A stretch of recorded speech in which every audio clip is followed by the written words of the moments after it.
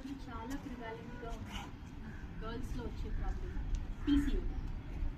So దానివల్ల గర్ల్స్కి వచ్చే చాలా కాంప్లికేషన్స్, పీరియడ్స్ అవ్వలేదు, కాస్మెటిక్గా ఈ అకాన్సిల్స్ మెడ చుట్టూ ఫోల్స్ దగ్గర అంతా డార్క్ అయిపోయింది. సో అందువల్ల గర్ల్స్ చాలా కాన్షియస్ అవుతారు.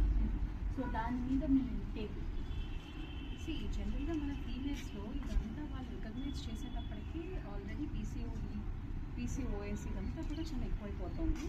సో జనరల్గా దీనికి ఇనిషియల్ స్టెప్ ఏంటి అంటే వాళ్ళ యొక్క food habits, life style changes ఇవి చాలా ప్రాపర్గా చూసుకోవడం, మెడ చుట్టూ నల్లగా ఉండడం, ఫోల్స్ నల్లగా ఉండడం, మీరు ఉన్న మెకానికల్స్ నైగ్రికల్స్ ఇదంతా కూడా బాడీ లోపల ఎక్సెస్ షుగర్ డిపాజిషన్ అన్నమాట.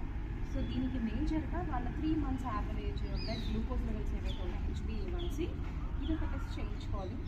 దీంతో పాటు లైఫ్ స్టైల్ ఎలా ఉంది, కొంత ఎక్సర్సైజెస్ చేసుకోవడం, దీంతో పాటు షుగర్ అంటే ఆల్ వైట్ షుగర్స్ అవ్వచ్చు, మైదా అవ్వచ్చు, బేబీ ఫుడ్స్ అవ్వచ్చు, క్యాన్డ్ డ్రింక్స్, బైకార్బోనేట్ డ్రింక్స్ ఇవన్నీ స్టాప్ చేయడం, రెగ్యులర్ ఎక్సర్సైజ్ ఏదో ఒక ఎక్సర్సైజ్ ఒక 40 minutes ఎక్సర్సైజ్ కనుక వాళ్ళు అలవాటు చేసుకుంటూ ఉన్నట్టయితే దీని నుంచి చాలా తొందరగా బయటకు వస్తారు. సో బయోమాలిక్యులర్ మెడిసిన్లో మనం ఈ ఇన్సులిన్ రెసిస్టెన్స్ అనేది మన లైన్ ఆఫ్ ట్రీట్మెంట్ ఎలా ఉంటుంది?